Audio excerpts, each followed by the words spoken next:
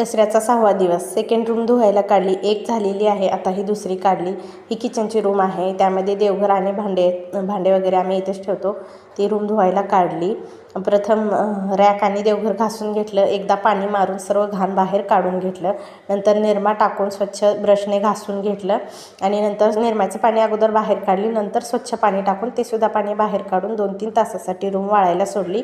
Room वाळल्याच्या नंतर सर्व कडाप्यामध्ये आणि स्टीलच्या रॅकमध्ये पेपर टाकून घेतली व्यवस्थित. पेपर टाकल्याच्यानंतर वरच्या पोटमाळ्यावर सुद्धा पेपर टाकले, जेणेकरून धूळ बसणार नाही.